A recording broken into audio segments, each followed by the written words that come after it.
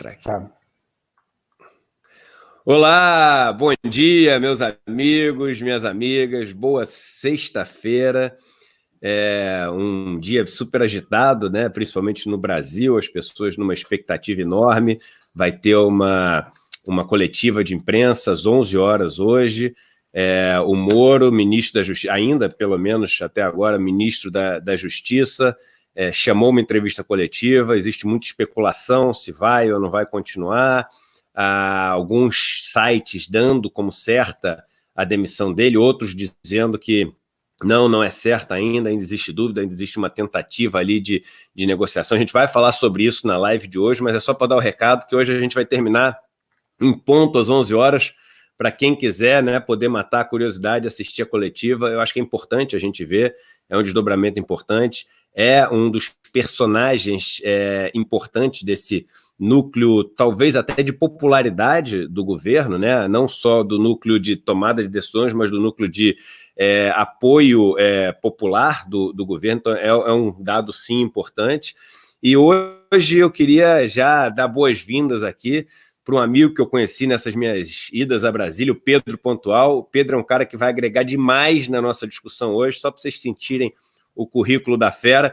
Ele é formado em engenharia, colega meu, engenheiro também, pela UNB, é especialista em tecnologia e desenvolvimento sustentável pela École Polytechnique Fédérale de Lausanne, é mestre em políticas públicas pela Indiana University, mestre em administração pública pela Harvard Kennedy School. Empatou com o Márcio Calvede ontem, meu amigo que eu trouxe aqui, que também é que nem você aqui.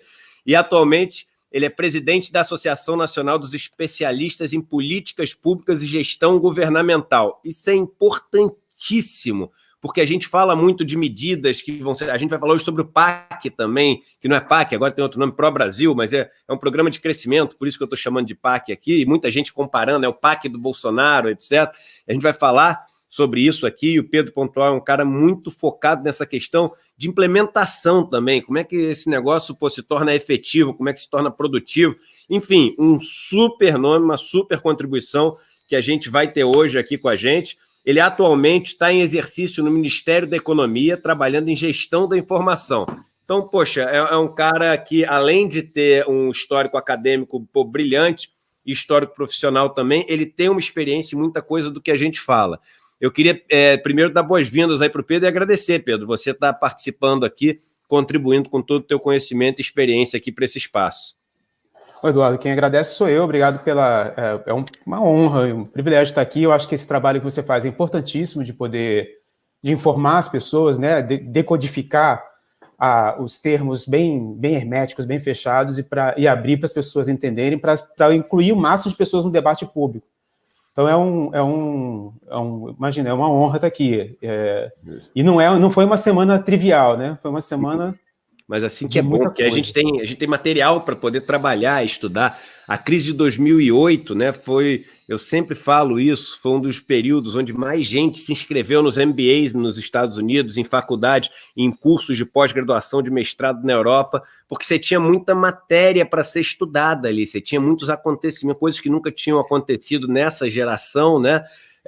Coisas novas por conta das novas características do mercado financeiro, né? Foi uma crise financeira, então muita gente aproveitando aquilo para estudar, para aprender. Então acho que é um momento que, apesar de todo o sofrimento, apesar de toda a dor, é um momento de aprendizado, né? E é um momento que a gente deveria estar aberto a ouvir, né? E a trazer pessoas especialistas nos temas.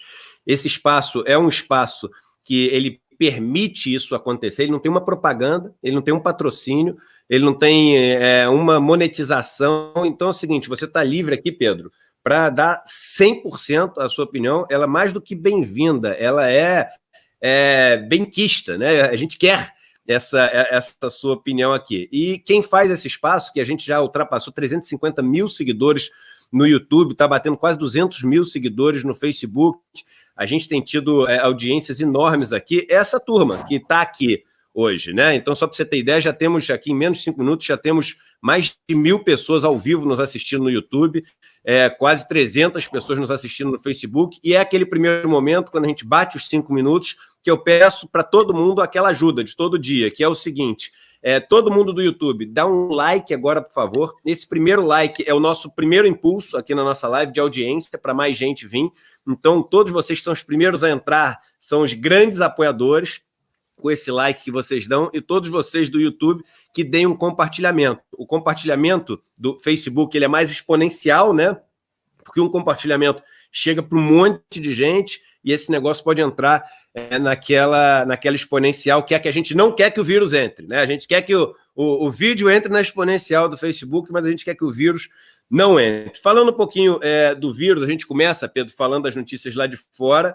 Você vai estar convidado aqui para dar a sua opinião aí sobre essas notícias lá de fora.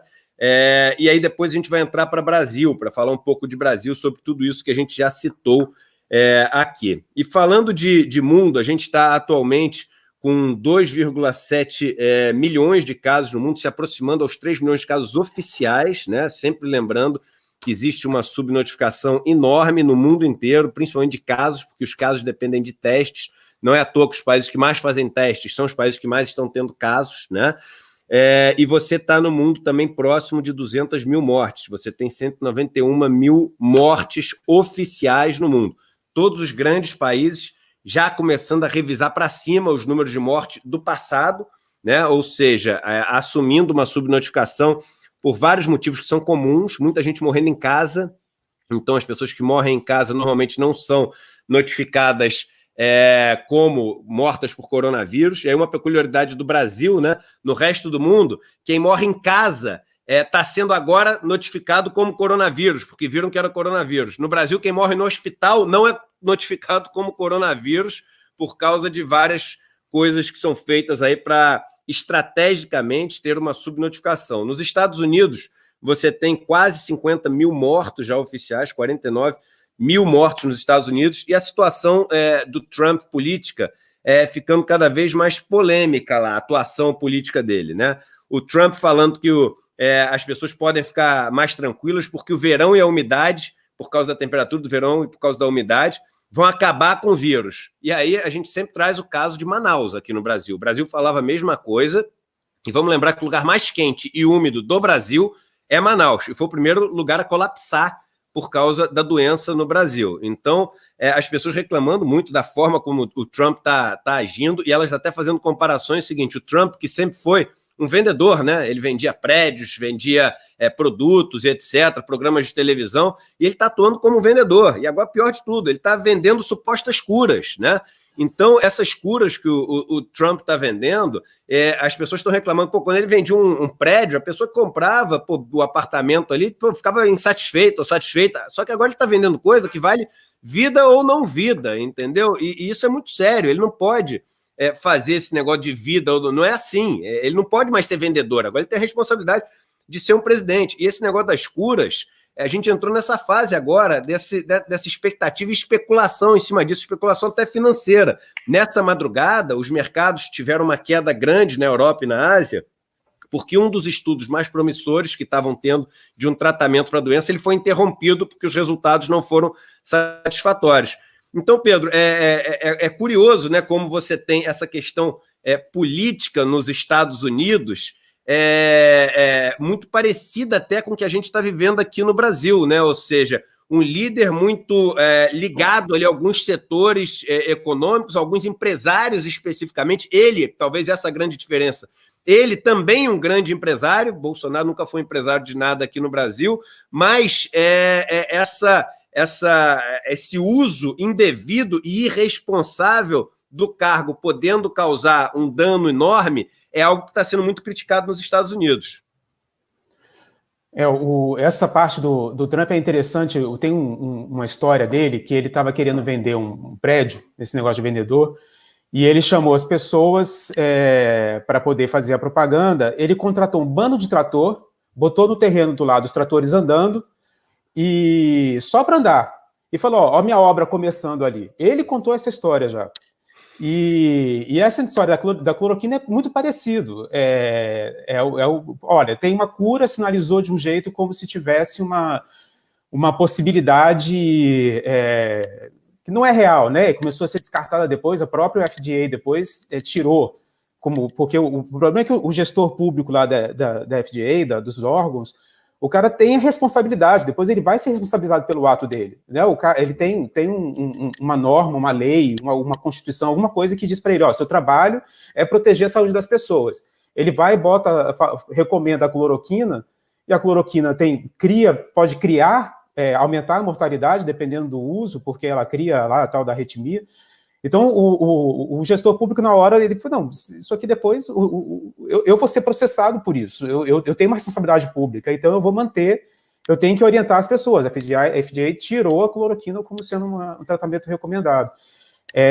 E aqui no Brasil, a gente está um pouco nessa oscilação, né, de que a sinalização para os gestores públicos é sempre trocada.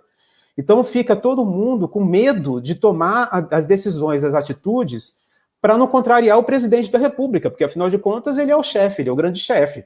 Todo mundo tem que seguir, e o norte dele, quando você chega no nível do presidente, o discurso do presidente é o norte dos servidores, de todo o serviço público. O que ele fala é o que você entende que você tem que fazer. Aí tem um cara que, não, mas isso que ele está falando não tem respaldo científico, não tem respaldo técnico, o que eu faço agora? Eu vou tomar uma decisão, tem muita decisão dentro dos órgãos que, ao invés de estar saindo em norma, que é publicado no Diário Oficial, e aí fica vinculante para todo mundo, o pessoal faz só ofício interno. Então, porque está tendo um pouco dessa discrepância entre a orientação que é dada e o que o pessoal entende que é o responsável se fazer. E é muito interessante que no Brasil, a nossa federação sempre foi uma federação um pouco, ela veio de cima para baixo, né? Diferente dos Estados Unidos, em que os estados foram realmente se unindo e formaram a União como uma forma de proteção, aqui no Brasil foi diferente. A gente tem os estados montados e a maneira como uma forma de gerenciar melhor esse território grandão. E aí agora a gente está testando essa federação, porque os governadores, o Supremo falou, o governador tem a independência de definir dentro do seu território que ele administra quais são as melhores políticas. E que é uma coisa que é inquestionável nos Estados Unidos, é mais pétreo para eles do que a liberdade de expressão e a independência dos estados. E aqui a gente está testando isso agora. Então tem um amadurecimento, como toda tragédia, você acaba procurando fatos positivos, até por questão de saúde mental própria, né? Você tem que ver, não é possível que tenha tanto sofrimento, esse sofrimento não gere alguma coisa, não saia disso alguma coisa positiva. A gente fica procurando esses sinais, essas partes positivas. Então, tem um amadurecimento da nossa República que eu acho que está acontecendo nesse processo. E o fato de que agora a gente está olhando a ciência, né? Olha, a ciência tem que tem que ouvir a ciência é relevante, porque não adianta você acreditar em coisas que estão em conflito com a realidade. Eu brinco, eu formei em engenharia eu especializei em telecomunicações. Eu acho que é o seu caso também, né? Você é de telecomunicações também? Não, eu sou civil, sou engenheiro civil. Civil. Mas uma coisa que eu brinco é o seguinte, você pode pegar um engenheiro que seja terraplanista, se existir uma aberração dessas, você dá para ele o PIB da China, o PIB do Brasil, o PIB dos Estados Unidos, o PIB do Brasil de troco. Esse cara não vai botar um satélite em órbita, porque para o satélite estar em órbita depende da lógica de ser um formato global que tem em função da força da gravidade. Se você acredita na força da gravidade, a Terra não pode ser plana, ela é global. Então não adianta você dar para ele todos os recursos do mundo se o cara não tem o requisito essencial, que é entender a realidade. Aí você fica num conflito em que existe uma colocação que briga com a realidade. A pessoa cujo trabalho é entender a realidade fica olhando, o que eu faço agora? Qual que é a minha linha de atuação? O que eu posso? Vou aqui. Eu acho que gera isso é um grande problema de estabilidade. O ministro Paulo Guedes gosta de falar de que agora a gente precisa criar, a gente gostava de falar, né? A gente precisa criar a confiança no país, a estabilidade para atrair o investidor. Não tem nada mais instável do que a sinalização que está acontecendo no Brasil, o sinal trocado, E a reputação que a gente já conseguiu no mundo todo, se é para atrair investidor, tá todo mundo dizendo, não, mas tem um cara lá que não entende a realidade, como é que eu vou botar meu dinheiro lá? Se o cara que é o responsável maior pela gestão, ele tem uma séria dificuldade em gerir, em tomar decisões em função do que está acontecendo mesmo. É verdade, é verdade. E queria só falar o seguinte, já temos mais de 3 mil pessoas ao vivo nos assistindo, 2.500 no YouTube, que espetáculo, ótima audiência para aqui na sexta-feira, 15 minutos só de live, o Pedro, chamando aí a turma para ouvir e para compartilhar tudo. Excelente, Pedro. A gente tem mais algumas coisas importantes para falar de mundo aqui antes de entrar para o Brasil. A Indonésia, que é um dos países mais populosos do mundo, ela tem ali uma população entre Brasil e Estados Unidos, mais ou menos uns 270 milhões de pessoas, e é o país islâmico mais muçulmano mais populoso do mundo.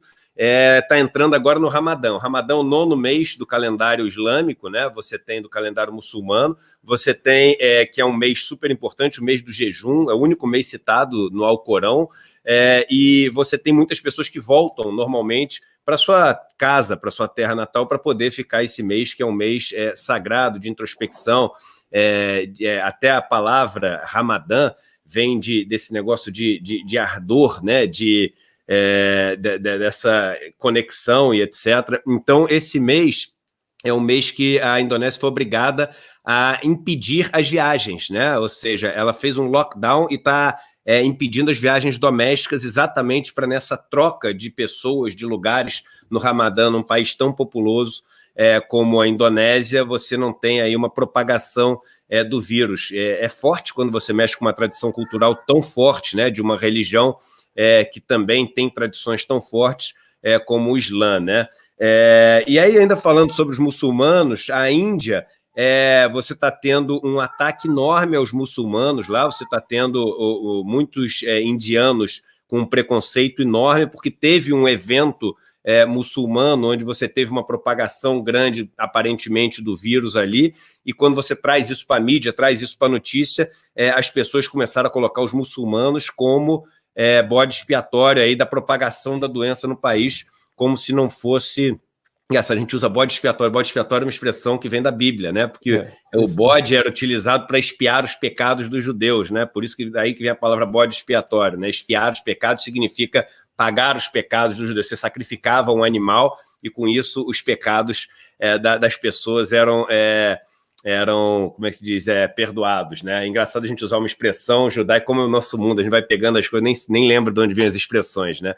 Mas na Índia você está com esse preconceito e os muçulmanos estão sofrendo sérios ataques lá. E a crise, aliás, tem sido motivo para escancarar muita coisa, escancarar preconceitos, escancarar desigualdades. Então, por exemplo, a gente está falando de preconceitos. No Japão, o prefeito de Osaka, ele fez uma declaração falando que os homens que deveriam fazer as compras nos supermercados e não as mulheres, porque os homens são muito mais eficientes do que as mulheres fazendo compras.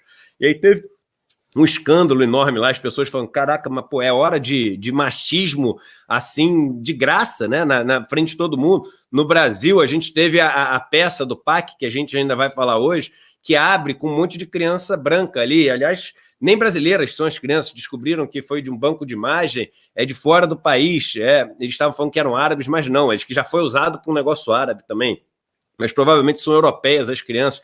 Então é um momento onde as coisas são tiradas debaixo do tapete, as coisas são escancaradas. Ontem eu participei de uma live da Oxfam, junto com a Flávia Oliveira, que é repórter do Globo e repórter da Globo News, e a Kátia, que é a diretora executiva da Oxfam, e a gente falando sobre isso, a Flávia falou muito, que é um momento onde as desigualdades, inequalities, que eu ia falar em inglês, né? Inequalidades, às vezes a gente pega a palavra em inglês, bota em português igual, mas as desigualdades, os preconceitos, etc., eles são trazidos para debaixo do tapete. Ainda lá fora, a Austrália, apesar de ser aquela notícia que parece bobinha, para mim ela é super importante, a Austrália fechou várias praias que tinha reaberto há 5 dias atrás, porque ninguém respeitou as regras que eles tinham colocado. Isso é uma notícia importante, porque mostra o seguinte, a reabertura não é simples.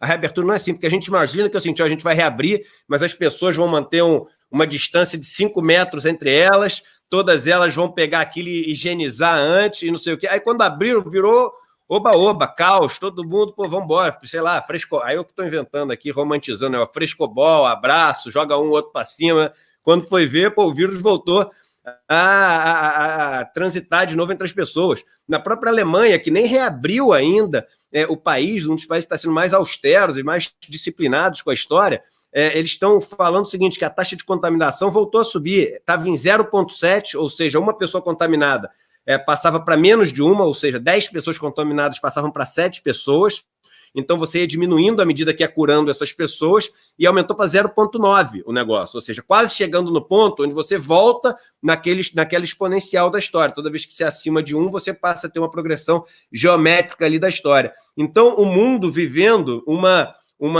um dilema de como é que é a reabertura. Quando você fala em reabertura, parece que o negócio está controlado. Quando parece que está controlado, as pessoas param de tomar cuidado. Quando param de tomar cuidado, o negócio começa a subir muito rapidamente. E aí algumas autoridades tendo que ir para o extremo, que o secretário de saúde do Reino Unido já falou o seguinte ontem, olha só, não vou aliviar nenhuma restrição até a gente estar muito seguro, porque é perigoso essa história da reabertura. Agora você imagina o Brasil, que é o contrário. A gente nem tem esse confinamento acontecendo, quase 60% da população não está respeitando as regras de confinamento, e a gente está o tempo inteiro bombardeando no contrário. Olha, não é isso. Propaganda da galera entrando no shopping, rodando nos WhatsApps todos, e o presidente falando que, pô, agora o negócio já melhorou, aí bota o ministro da Saúde novo, que diz, não, é o seguinte, agora é hora da gente começar a falar de reabertura, aí, pô, bota o discurso de ou economia, ou é vida, você quer morrer de desemprego ou morrer da doença, e olha que morrer da doença provavelmente não vai chegar a você, porque o número é muito pequeno de doentes, então não vai chegar a você, mas o desemprego vai. Tenho certeza que você está com medo de perder seu emprego, isso eu sei que chegou. Então, mexendo com essas coisas que são cruéis, maldosas, né? Então, falar um pouquinho de mundo dessa história de reabertura, como é que você vê essa questão no momento que a gente bate mais de 4.000 pessoas ao vivo nos assistindo aqui online, pedindo para todos vocês, Facebook, vamos compartilhar, e YouTube, vamos curtir para esse negócio chegar até o final aqui, a gente batendo aí mais alguns milhares de pessoas assistindo esse papo tão bacana com o Pedro Pontual. Vai lá, Pedro. Eu acho que essa lógica da reabertura é que você precisa das especificações técnicas para isso. A gente ainda está aprendendo, né? Porque se a gente mal sabe lidar com o vírus, menos ainda sobre como voltar para a realidade. E a questão de lembrar a gente está lidando com as pessoas não vão absorver todos os dados e recomendações técnicas, precisa ter um trabalho como o seu, de conseguir passar, de pegar a mensagem e traduzir para a pessoa qual que é a política pública mesmo da reabertura. Foi o caso agora que a gente está tendo com o benefício, por exemplo. O governo já liberou mais de 200 bilhões de reais, e já está em 100 bilhões depositados na Caixa para pagar. Mas você está tendo filas enormes na entrada das agências da Caixa, por exemplo, sendo que não precisa ir em agência. Houve esse cuidado. O que acontece é que a pessoa está desesperada, precisando de dinheiro, e o decisor político aqui em Brasília é um cara que se informa lendo a Folha de São Paulo e se esquece que o cidadão na ponta não lê a Folha de São Paulo. Se você vai comunicar para a pessoa direito, a maneira como você tem que estruturar é pegar a rádio local, que é o que o cara ouve, a maneira como ele acessa a informação é como você tem que ir atrás. Então, faltou uma campanha de orientação do governo federal para dizer, olha, o benefício vai ser acessado assim, são essas as condições, não precisa ir na agência, você vai fazer tudo pelo aplicativo. Só o fato do aplicativo já é um pouco excludente, né? Porque nem todo mundo no Brasil tem o seu smartphone.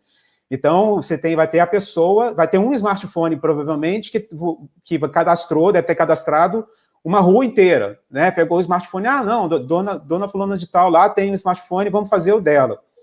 E nessa, você já passou de milhões de centenas de milhões de pedidos do benefício. Aí, o problema é que o governo cria um problema para ele mesmo, porque agora ele tem que fazer o filtro desses benefícios todos. E o que aconteceu, que foi muito absurdo, é que a lei estabeleceu alguns critérios, que já é muito critério, porque é um absurdo aquele negócio que existe da pessoa que vai fazer política pública, mas não pensa na dificuldade de implementação. Ela, não, então bota aí, olha, não pode ter, como a gente até ouviu sair da imprensa, não pode ter uma pessoa da família presa. Se tiver uma pessoa da família presa, a família não pode receber uma herança. Como é que você pensa uma coisa? Não está na lei. Não está na lei. E isso, então, já é um... Eu nem sabia dessa. Já é uma extrapolação. E é uma coisa interessante também, até falar essa parte da lei, que uma diferença do servidor público para qualquer agente privado, por exemplo, o servidor público só pode fazer o que a lei deixa. É diferente de qualquer, se você é um gestor de uma empresa, todo o seu leque de soluções é qualquer coisa que não seja proibida. Não é proibido, posso fazer. Para o servidor público é diferente. Tem que ser permitido. Não é, se não tem nada proibido, eu vou fazer. Tem que ser permitido por alguma lei, por alguma norma. Senão você não pode fazer. E aí o pessoal começa a criar critério, porque não, tem que controlar, vou evitar fraude e tal, que é um princípio bom, só que a pessoa não calcula o custo operacional daquilo. Então, quanto mais critério você vai criando, mais controle é necessário, e significa que em algum momento alguém tem que olhar. Essa pessoa que pediu aqui, ela atende esse critério. Então, o tempo de processamento, a quantidade de gente virando noite, de servidor público agora virando noite. Tem várias pessoas da minha carreira que estão trabalhando nessa parte dos benefícios. O pessoal está ralando, está trabalhando 10 horas por dia, 14 horas por dia, entrando madrugada dentro para conseguir garantir que o troço saia e o dinheiro entre na conta. O governo começou a pagar dia 9 para quem já estava no cadastro único e dia 14 para quem se inscreveu pelo aplicativo. E tem gente que não recebeu ainda. E a segunda parcela já vai ser paga semana que vem, que o governo colocou a semana toda os dias em função do mês do aniversário.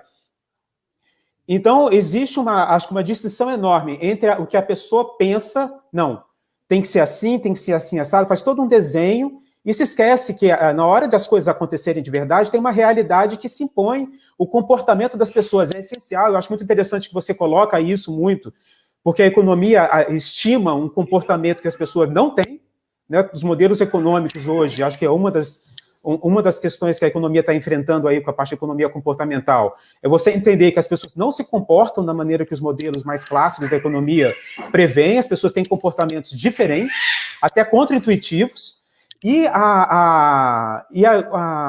até irracionais, né, Pedro? Tem até um livro legal do Dan Ariely que vocês, todos que estão nos assistindo, deveriam ler, porque eu sei que ele tem em português, ele é divertido, ele é fácil, ele é um livro. Por que eu estou falando tudo isso? Não é subestimando a capacidade de vocês, não, porque às vezes as pessoas falam, está passando um livro muito técnico, não vou ver, não entendo de economia. Esse livro, apesar desse cara ser um super acadêmico americano, ele chama Predictably Rational, previsivelmente racional.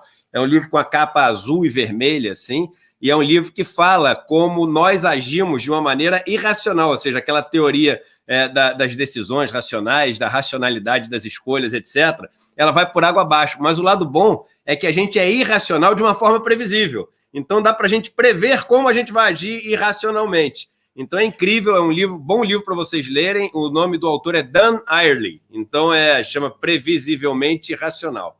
Vai lá, Pedro. E ele tem uma história parecida contigo, né? Você sofreu um acidente de cavalo, eu acho, né? E parou para. Ele teve um acidente. Se queimou, né? Se queimou, exatamente. E parou para refletir sobre o comportamento humano. E é muito interessante. E a gestão de política pública, a implementação da política pública, tem que levar em consideração o comportamento real da pessoa. Não adianta você achar que a pessoa vai fazer um comportamento racional e se ter como modelo. Sobretudo que o decisor político aqui em Brasília é um cara de classe média. Aí ele fica pensando decisão, como vai se comportar um cara que vive um contexto que ele não é familiarizado, né? Que é o cara que ganha o dinheiro, todo o dinheiro que ele ganha é para a sua própria sobrevivência, o trabalhador informal, ele vai comprar comida amanhã ou hoje, com o dinheiro que ele ganhou hoje, ele não tem essa... então você tem que fazer a política pública para esse cara, você tem que pensar como esse cara vai se comportar. E se você não prevê isso, acontece o que está acontecendo agora. Tem filas enormes na entrada da Caixa, da agência da Caixa, filas enormes na frente do CRAS, que é o Centro de Referência de Assistência Social, que a classe média conhece pouco, mas a população brasileira conhece muito, porque é um dos principais bases de apoio para a estruturação familiar, até mesmo para a recuperação de drogadito, por exemplo, mas para o cadastro do Bolsa Família. E vamos lembrar que a gente só tem condições de pagar um benefício desses com a celeridade que o governo estava tentando colocar, Porque existe uma estrutura prévia do Bolsa Família, que já fez já estruturou esses centros que tem uma capilaridade grande, que usou as agências da Caixa, que por ser um banco público, tem uma capilaridade de agências que banco privado nenhum tem, porque o banco privado vai se preocupar com o lucro no final, e a Caixa tem condições de entender que ela tem uma função social e, portanto, você subsidia aquela agência presente na cidade para atender o cidadão. Só que você orientou, não houve uma orientação prévia das agências da Caixa, não houve uma orientação prévia dos CRAs, todo mundo tentando descobrir, gente batendo na porta, eu preciso do benefício, meu filho está doente, eu fui demitido, outro problema.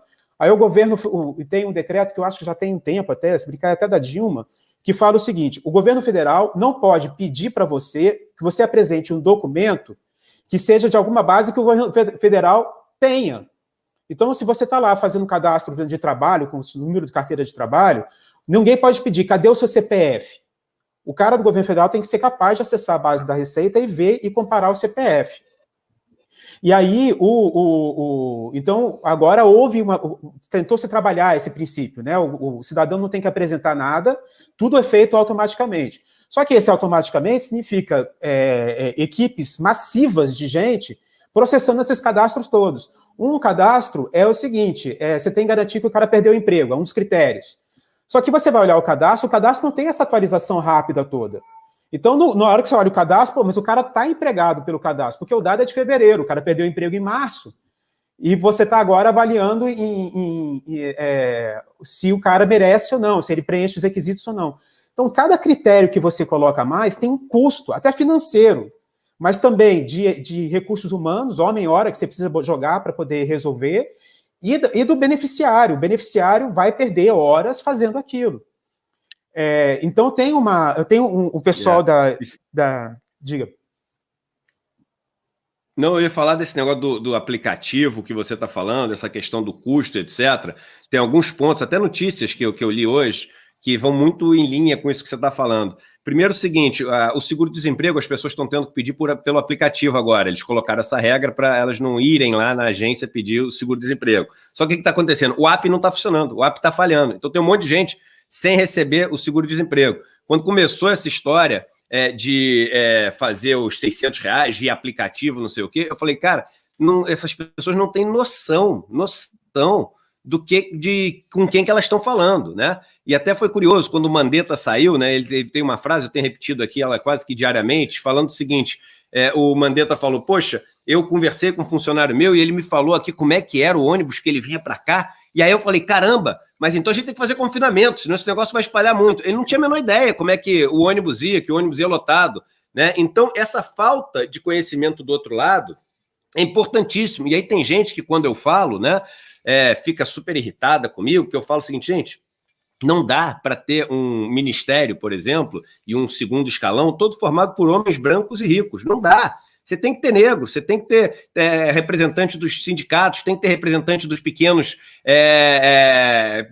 comerciantes, da microempresa, da pequena empresa, você tem que ter representante dos agricultores, mas representante mesmo, que já tenha vivido aquilo, que já tenha passado por aquilo. Na cultura, você tem que ter gente que já viveu ali o perrengue da cultura, teve que fazer suas peças. Às vezes não tem que ser um ministro, mas tem que estar próximo ali para poder avisar, para poder assessorar, para poder falar essa frase que, graças a Deus, alguém falou, pena que falou ali mais para o final, né, pro Mandetta. Mas o ponto é o seguinte, essa capacidade de entender o sofrimento, que é o que as pessoas chamam de empatia, né, ela é importantíssima para existir no governo. E se você não tiver pessoas que já passaram por aquilo, é impossível ter empatia. E você passa a ter um governo ou antipático, ou seja, que tem raiva do sofrimento do outro, é contra o sofrimento do outro, daí a palavra anti-hipatis, né, contra a patis do outro, ou pior, talvez, que é aquele que é apático, que é aquele que não se importa, né, não tem participação nenhuma no sofrimento do outro. Então esse governo, ele oscila entre a antipatia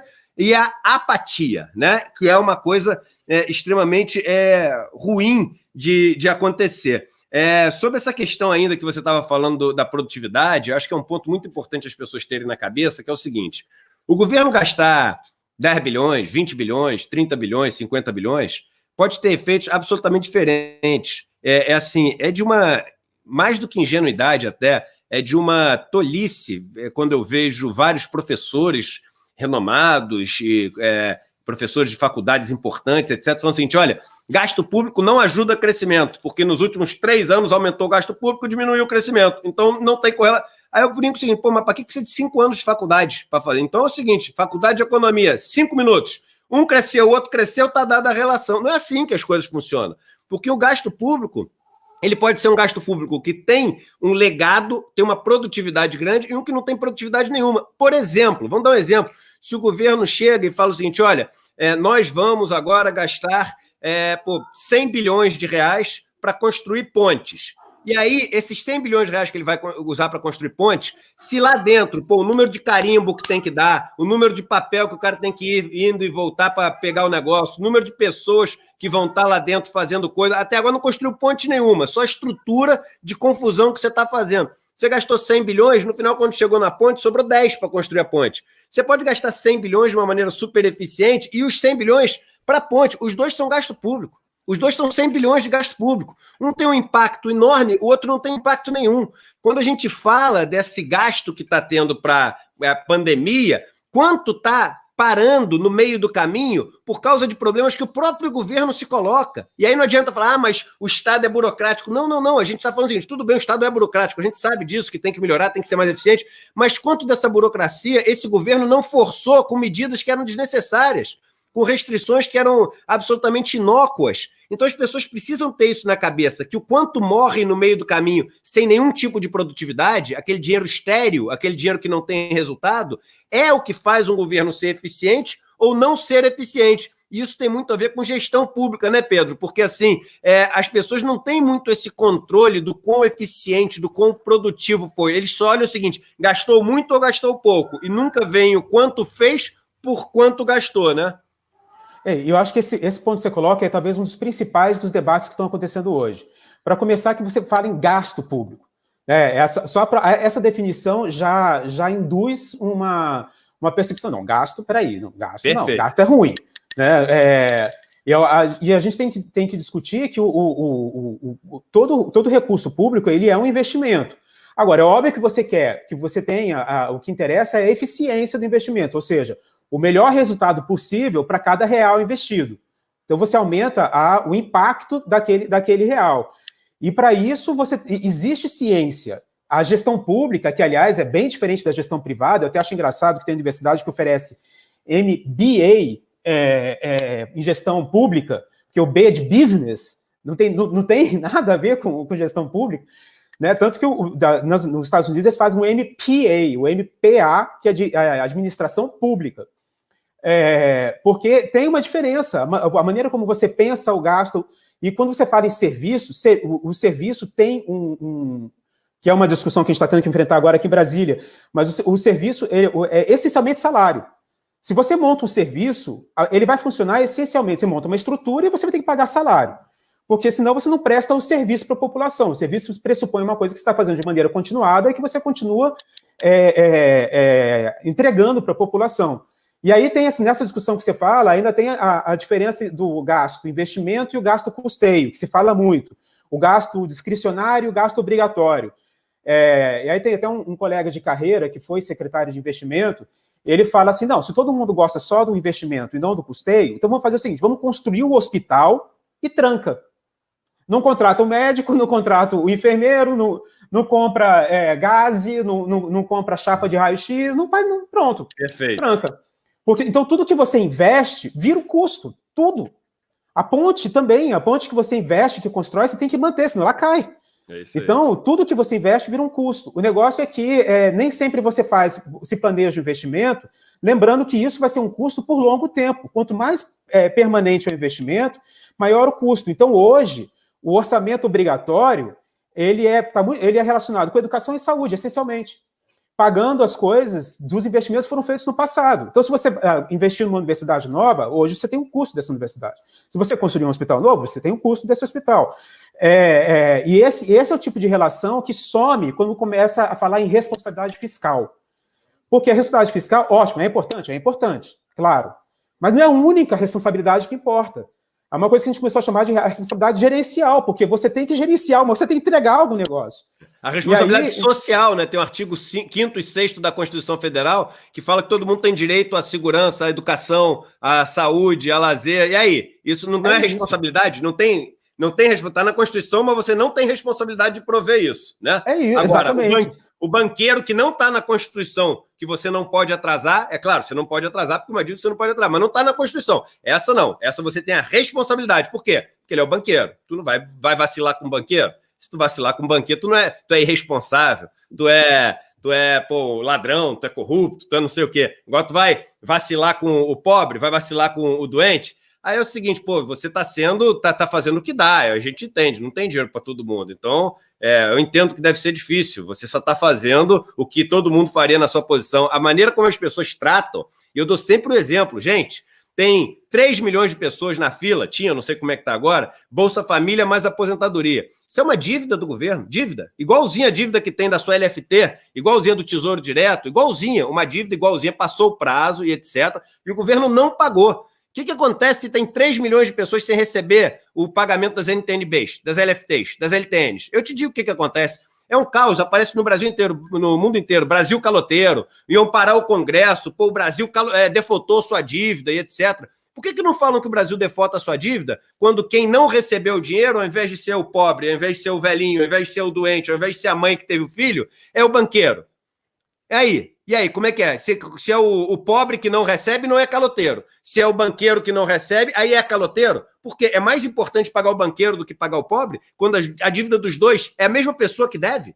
Não tem nada em nenhum lugar que diz que a dívida de um é mais importante que o outro. E se tivesse, deveria até dizer, acho que todo mundo concorda com isso, que a dívida desse cara mais pobre, que se não receber aquilo ele morre, deveria ser até mais importante. Pelo menos eu penso assim, né? Você estava falando de responsabilidade fiscal e a justiça fiscal. Né? Por que a gente não fala lei de justiça fiscal? Essa não tem. Justiça fiscal, né? Tem a responsabilidade, que é um jogo de palavras, jogo de marketing, que se você é contra a lei de responsabilidade fiscal, isso imediatamente te torna irresponsável, porque quem é contra uma coisa que é responsabilidade é uma pessoa irresponsável. Então, Pedro, eu queria falar mais uma notícia aqui e passar de volta para você, nesse momento que a gente bateu mais de 5 mil pessoas ao vivo nos assistindo.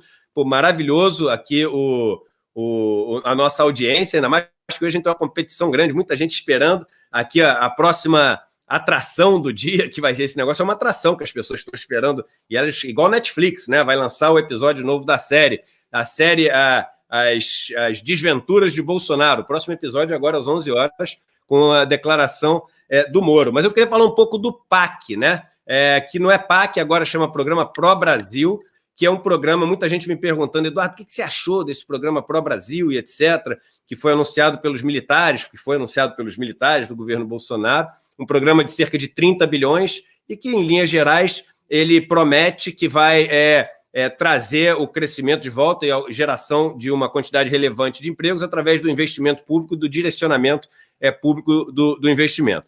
Então, vamos lá. Primeiro, não dá para achar muito, porque o que foi divulgado é um programa extremamente curto, são 5, 6 páginas de PowerPoint, você vai poder dizer que são 7, mas uma é a capa, a outra é o agradecimento, sei lá, então são 5 páginas de PowerPoint, e as páginas qualquer um de nós que está assistindo aqui poderia fazer, um negócio absolutamente genérico e meio que hipotético, e que diz o seguinte, lá daqui a 3 meses a gente vai começar a desenhar melhor os projetos para poder dar os detalhes, daqui a 6 meses vamos começar a implementação, daqui a 9... Então, assim, não tem nada. Agora é o seguinte, é o Trump, passou o trator que você falou, contratou o trator para ir para um lado para o outro, vamos construir o prédio. É mais ou menos isso que eles tentaram. Mas aí tem alguns problemas. Agora, falando super sério. O que acontece, gente? Para você induzir investimento, você tem que ter credibilidade. As pessoas têm que acreditar que você vai fazer aquilo. Isso é muito mais importante até do que o próprio investimento. Porque o investimento por si só, 30 bilhões para um tamanho de Brasil, é nada, ou quase nada, é muito pouco, né? Só para vocês terem referência, nesse programa de R$600, se ele for cumprido, né, e as maldades todas que estão acontecendo parassem de acontecer, a gente está falando de 70 bilhões, tá? Do dobro desse negócio. Então, os 30 bilhões são muito poucos. Mas como que os 30 bilhões poderiam ser muito efetivos? Se eu sou o governo e falo o seguinte, olha só, a gente vai começar um programa depois e a gente vai construir tais estradas, e aí você detalha quais são as estradas, o tamanho, as pontes, os portos, as escolas, os hospitais. E aí quem é empresário, o cara começa a fazer conta. E ele começa a fazer conta e fala assim, caramba, vai precisar de comprar vergalhão que não tem no mercado, vai precisar de comprar cimento que não tem no mercado, vai precisar de contratar serviços jurídicos que não tem no mercado. Eu não vou mandar embora os empregados da minha empresa, porque senão daqui a 2 meses, quando ele começar a contratar, eu não vou poder entrar na licitação porque eu não vou ter empregado. E quem disse que eu vou conseguir contratar de novo? Tem outras empresas que vão fazer o contrário, vão falar, vou aproveitar agora, nesse momento, que está mais fácil de contratar, e eu vou contratar agora, para estar pronto, para quando o cara começar a obra. Então, você só no discurso, só na credibilidade do discurso, você já tem o maior efeito da história, que é da indução do crescimento. E aí você tem um efeito multiplicador da história. O que o governo faz? O governo faz um negócio onde o ministro da Economia não vai. Olha só, gente, o ministro da Economia não vai e critica o negócio. O ministro da Economia não vai, ele critica a história, os caras que vão, não dão detalhe nenhum. E aí eu pergunto, quem que assistiu aquilo e que falou assim com convicção, caramba, o governo vai fazer, vai ser daquele jeito? Ninguém não tem credibilidade nenhuma. Então ninguém vai deixar de mandar gente embora por causa daquilo, ninguém vai contratar gente nova por causa daquilo, ninguém sabe direito o que vai ser construído. Aliás, tem até um negócio que é o seguinte, eles não se satisfazem, né? Porque quando eles botam a abrangência do programa, eles botam tudo e no final botam assim, viabilizadoras, valores e tradições. Você poderia dizer, não, mas valores e tradições está considerando tudo, porque tradições ele pode estar falando das tradições nordestinas, das tradições culturais afro-brasileiras, etc. Não. Valores e tradições ele escreve ali, porque o público do Bolsonaro, ele quando lê aquilo, ele sabe para quem que ele está falando. Ele é assim, valores e tradições cristãs. Ele não precisa escrever o cristãs, que a turma que lê e que acompanha vê o seguinte, caramba, ele não esqueceu da gente, ele está representando a gente. Então, fica um projeto sem credibilidade, quase que ideológico novamente, espuma. Então, a minha opinião é o seguinte, o que foi apresentado ontem foi patético. E a chance disso dar um gás no crescimento, fazer uma retomada da confiança, na minha opinião, é zero. Não é pequena, não. É zero. E um trabalho que eu acho que foi feito assim, de uma forma muito superficial, no momento onde as pessoas precisam de acreditar. Elas precisam de algo mais, principalmente de um governo que bate tanto cabeça num evento onde o ministro da Economia não vai. E pior, o que sobrou no governo? Sobrou no governo os ultraliberais e os militares. Só que, gente, os militar é o que existe de absolutamente contrário ao ultraliberal. Tudo para os militares é 100% interferência do Estado. O Estado que diz, você vai gastar isso aqui, aqui, aqui, não tem nada de mercado. É monopólio, não tem ninguém que disputa com o exército, ele tem o monopólio da força. Então imagina um negócio que as pessoas não são promovidas por produtividade, imagina um negócio onde as coisas não são construídas por competição, são 100% direcionadas pelos... Eu não estou falando que é ruim, não, nem que é bom, eu só estou falando que é assim. As Forças Armadas funcionam com 100% de interferência do Estado. Os ultraliberais defendem o 0% de interferência do Estado. E o governo é formado pelos dois. Os dois não tem como dar certo. Aí anuncia um programa que quer ter credibilidade. Não tem como ter. Não tem como ter. E aí eu passo para você, Pedro, falei sobre várias coisas aqui, mas já devolvendo para você, a gente com um público super bom, queria pedir, a gente está entrando nos últimos blocos aqui, então que todos vocês que estão presentes aqui, por favor, deem um like no YouTube, que não custa nada, a gente vive dessa promoção que nós mesmos fazemos, e todos vocês do Facebook deem um compartilhamento. A gente não tem propaganda, depende disso para chegar a muita gente aqui a informação. 5.500 pessoas te ouvindo, Pedro, vai lá. Vamos lá, sem pressão, né? Vamos lá, acho que você colocou aí, me lembrou 2 termos que o pessoal ensina na parte de mestrado de administração pública nos Estados Unidos, são 2 termos em inglês, mas que eu acho que é interessante trazer. O pessoal chama de dog whistle, né, que é o assovio de cachorro, porque a gente sabe que o ouvido do cachorro ele capta a frequência sonora numa frequência abaixo do que o nosso ouvido capta. Então, você apita o apito do cachorro, as pessoas ao redor não ouvem, mas o cachorro ouve. E então, chamam o dog whistle, a estratégia de você falar termos que, na verdade, têm um contexto muito maior para pessoas que pensam de uma certa forma, mas que, para as pessoas em geral, você olha, entende mais ou menos, mas quando chega na pessoa mesmo, que consegue entender, decodificar aquilo completamente, aquilo tem um grande significado. Eu acho que quando você falou essa parte de tradição e valores, eu acho que aquilo ali é um dog whistle, claro. né? Você está sinalizando para a base que apoia o governo, mais firme, mais aguerrida, você está sinalizando, olha, isso aqui eu não estou esquecendo de vocês. Isso aqui eu estou falando, isso aqui é para vocês, pode confiar que vocês estão contemplados aqui dentro. A gente vê ali, é mais um termo dentro de uma transparência que aparece, mas eu acho que aquilo ali tem um bom caráter desse dog whistle. Um outro termo... Pedro, deixa eu só te pedir, desculpe por interromper, acabou de sair a notícia, o Moro deixou o governo, tá? Então tá a notícia aqui na capa dos sites, ex-juiz decidiu sair do Ministério da Justiça após Bolsonaro trocar comandante da Polícia Federal. Me perdoe te interromper no meio, mas é uma notícia que está todo mundo esperando essa notícia, e eu queria pedir a sua opinião, porque é relevante isso, é bem relevante. Por que é bem relevante? Porque, primeiro, o motivo pelo qual ele sai exatamente pela troca do comandante da Polícia Federal, no momento em que os filhos do Bolsonaro são investigados e o cerco começa a aumentar a alguns deles, ao Eduardo por causa da história das fake news, ao Flávio e Carlos por causa da questão lá do envolvimento com as milícias, etc. E aí o Moro, nesse momento onde, contra a sua vontade, o diretor-geral da Polícia Federal, acho que é diretor-geral que chama, não sei, ele sai e é homem de confiança do Moro, sai nesse motivo, por esse motivo, aparentemente, de estar pressionando a família Bolsonaro, o Moro deixa o governo, e o Moro, para muita gente, ele era uma chancela da honestidade que eles acham, né, que Bolsonaro tem, do rigor contra a corrupção que Bolsonaro tem. Então, uma boa parte dessas pessoas que continuam defendendo o Bolsonaro, independente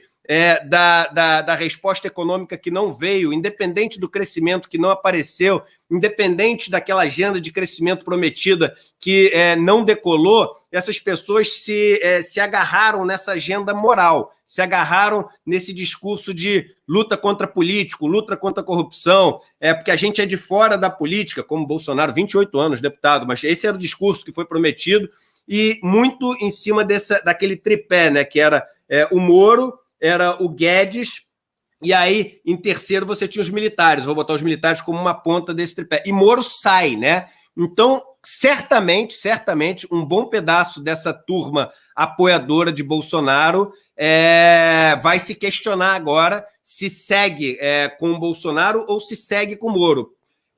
Moro deve sair, é sempre assim, com palavras mais leves, mais suaves e etc. Mas a gente sabe que ao longo dos próximos dias e próximas semanas não seria surpresa, né, ver frases assim um pouco mais hostis de Moro em relação ao governo Bolsonaro, até para ele poder justificar essa saída dele, né? E Moro é uma pessoa que aprendeu a viver sob os holofotes. Ele é uma pessoa que parece ter se embriagado com essa vaidade de herói que o país acabou, uma parte do país acabou colocando Moro nesse pedestal de herói. E aí ele vai sair, vai ficar fora dos holofotes, vai ser o cara enxotado para o lado, pequeno, etc., ou vai se voltar contra? E se voltando contra, quão resiliente é a base de Bolsonaro? Será que Bolsonaro agora vai ter que ser mais fundamentalista e se agarrar mais ainda naquela pauta pentecostal, evangélica, que é uma pauta mais ainda radical, independente de ser a favor ou contra, é uma pauta mais sectária até, eu diria, mais até do que radical, é uma pauta mais sectária.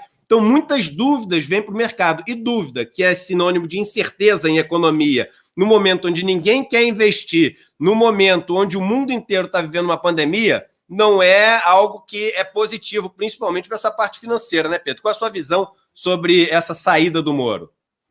Eu confesso, eu estou surpreso, né? Porque ontem apareceu o diretor-geral da Polícia Federal, que na Polícia Federal chamam de DG, né? O DG.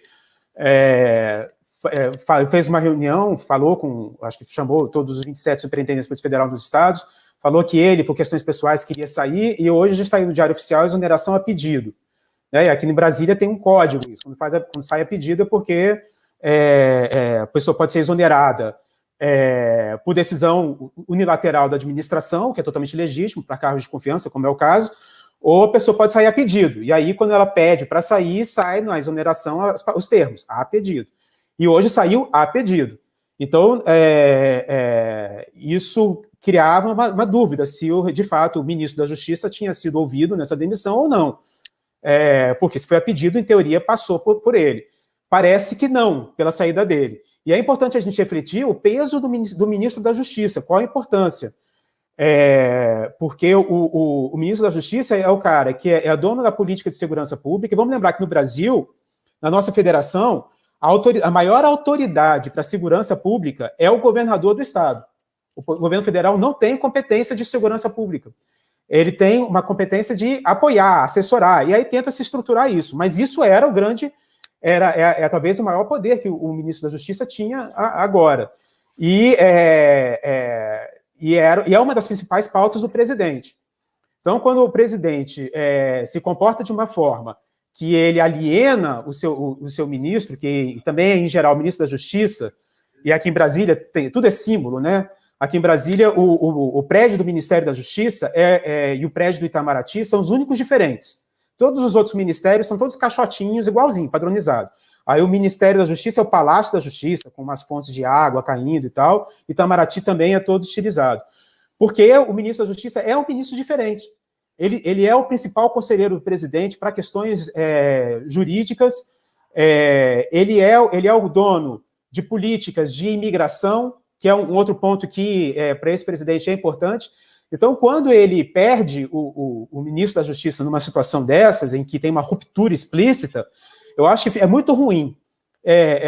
Eu acho que fica o Ministério vai sentir isso, porque agora vai todo mundo lá sem saber o que vai acontecer, porque deve ter sido pego de surpresa. O Moro teve uma sabedoria que o Guedes teve também. O número 2 dele é um cara de carreira. É um cara de carreira muito competente. E aí, só que não é isso. Ele não tem essa função de conselheiro político. Significa que você é um pilar do governo federal que, embora estivesse longe da mídia agora, fica completamente enfraquecido.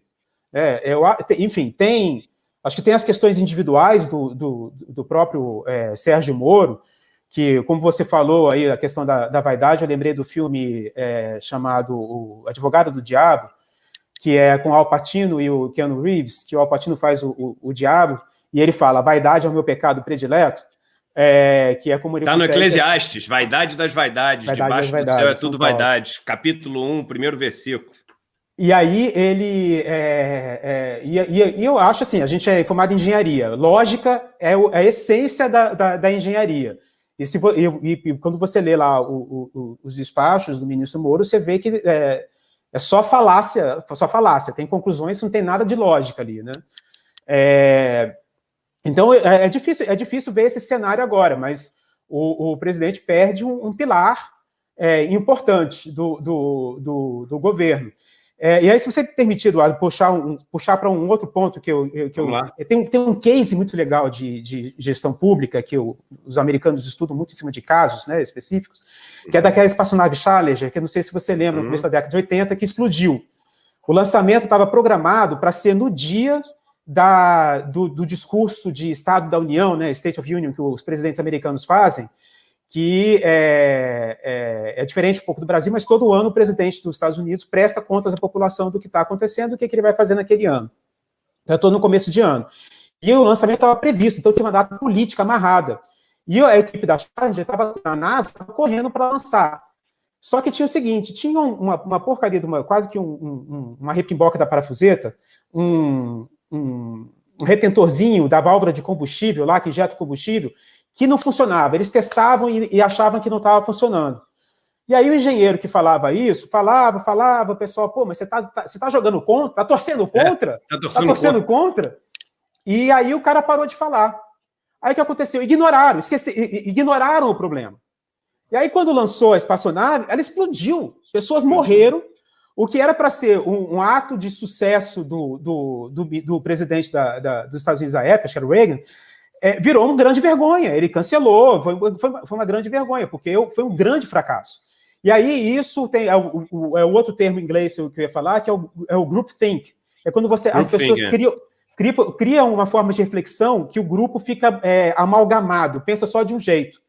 E isso é hoje incorporado na gestão pública, você tem que ouvir vozes divergentes. Você precisa ter o cara lá que fala diferente. Você precisa ouvir esse cara. Todo bom líder tem que ter um assessoramento que pensa diferente. E aí, quando se o presidente começa a alienar os caras que pensam diferente, então, ele fez isso com o ministro da Saúde. Realmente eu não sei dizer se o ministro da Justiça pensava igual ou pensava diferente do presidente da República. Eu realmente não sei. Mas ele começa a alienar os seus conselheiros, e os conselheiros vão saindo, e ele vai substituindo por conselheiros cujo compromisso, né? O ministro é um conselheiro de altíssimo nível, né? De primeiro escalão, como se diz, do presidente da República. Ele vai alienando os caras, ele vai comprometendo a sua própria capacidade de gestão, a sua própria capacidade de tomar decisões, vai desqualificando a gestão. Que eu acho que é uma característica, por exemplo, quando você vê o lançamento do parque que você mencionou, faltou alguém ali que tivesse espaço para dizer lá para o ministro da Casa Civil, olha, não está pronto para lançar, esse negócio não está pronto ainda. Isso é porque existe uma enorme competência técnica dentro das Forças Armadas. Na verdade, os trabalhos que eu já tive lá, que eu já interagi com as pessoas, eu estou na Esplanada, eu comecei a trabalhar na Esplanada em 98, então 22 anos atrás, a experiência os caras são altamente qualificados, os caras são muito bons, tem uma excelência técnica, mas os caras, eles realmente são muito fechados, eles não ouvem muito para fora. E faltou ali ouvir, porque quando você está num papel que é a Casa Civil, que é a coordenação de governo, você precisa ouvir todo tipo de voz divergentes. Então, eu acho que o governo, no momento, ele perde um pouco. Desculpa, é só para falar, você tinha falado de fazer política pública e tal. Essa é uma das razões pelas quais, por exemplo, se tem conselhos em várias áreas. Você puxa a pessoa para um conselho, pessoas que vão ser afetadas diretamente pelas políticas públicas para ouvi-las. Então, vem a sociedade civil, o cara que conhece a realidade de quem vai ser afetado pela política pública e traz ele para um conselho para te aconselhar, porque você quer ouvir aquela voz divergente. E isso foi uma das coisas que esse governo agora fez, foi matar esses conselhos. Fechar tudo, falar, ó, isso dá gasto. Porque trazer esse conselheiro para Brasília é caro. Então, isso dá gasto. Esse gasto, ponto... tem que cortar. Esse ponto do group thinking que você falou, tem um livro que eu li do Elliot Aronson, chamado The Social Animal, que ele dá esse exemplo específico. Aliás, eu dou um curso de economia comportamental, né, que tem na internet, online, e eu dou esse exemplo da Challenger, né, falando sobre group thinking, um exemplo de group thinking. Deixa eu te falar, são 11h02, vai ter agora a entrevista. Antes de passar para você fazer as considerações finais, eu queria aqui falar o seguinte, amanhã, excepcionalmente, sábado, eu não vou fazer a minha live, mas é por um motivo muito especial. Aqui, ó, o motivo. Pode vir aqui, ó. Vem aqui, aparece aqui, ó. Aqui, ó. A Duda, minha filha, ela vai fazer... Vem cá, Catarina, aqui atrás da gente. A Duda vai fazer aniversário amanhã e o papai prometeu que eles não aguentam mais lives. Esse é o amigo do papai, o Pedro. Então, amanhã eu não vou fazer live, porque eu vou passar o dia com ela, o dia com eles. E aqui, duas meninas, tive uma reclamação absolutamente legítima, absolutamente justa, faz alguns programas que só está vindo homem aqui, então queria dar uma notícia, semana que vem vão ter várias mulheres já confirmadas, né?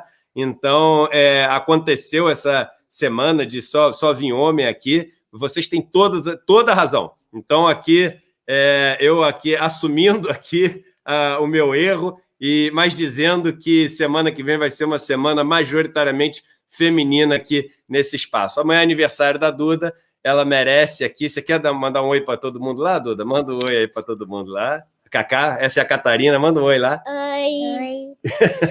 Então, Pedro, suas considerações finais aí para a gente ver a entrevista lá do Moro. Vai lá. Eu só vou aproveitar a tua deixa das mulheres. Você sabe que tem um paper que eu estudei no mestrado, que ele mediu quando a mulher está na tomada de decisão, estão em cargo de parlamentar, ou mesmo na chefia do cargo executivo, as políticas públicas são mais estruturadas em torno das pautas sociais. Então, é um paper, e aí não é só uma correlação, é causa. Não, então, tem um cálculo todo estatístico lá e fala, olha, mais mulheres na política implica em políticas públicas mais sociais, com maior cuidado social. Então, você tem aí, você está cuidando muito bem do futuro do país, que eu acho que passa pelas mulheres, as mulheres em posições de decisão, de mando. Parabéns aí para a Duda, do aniversário amanhã. E eu acho que você colocou o melhor tipo de fechamento possível. Eu acho que o futuro das políticas públicas no Brasil é a gente ter mais mulheres tomando decisão. Então, vou assistir as lives com as mulheres da semana que vem e parabéns mais uma vez pelo trabalho e obrigado pelo privilégio de estar aqui pensando junto contigo. Eu queria agradecer e, óbvio, eu vou falar, Pedro, você vai vir muitas vezes. Foi uma das. Eu sempre aprendo com os convidados, mas foi uma das lives onde eu mais aprendi. É impressionante o seu conhecimento de como funciona essa máquina pública e até para as pessoas perderem um pouco desse preconceito. Quando a gente fala máquina pública, parece uma coisa enferrujada, atrasada, ruim. Aí você vê alguém que trabalha na máquina pública com todo esse conhecimento, com toda essa capacidade. Então, saiba que você vai ser chamado mais vezes aqui para a nossa conversa, tá bom? Um abraço. Valeu. Bom dia e um bom fim de semana. Valeu, gente. Tchau, tchau. Tchau, tchau para todo mundo.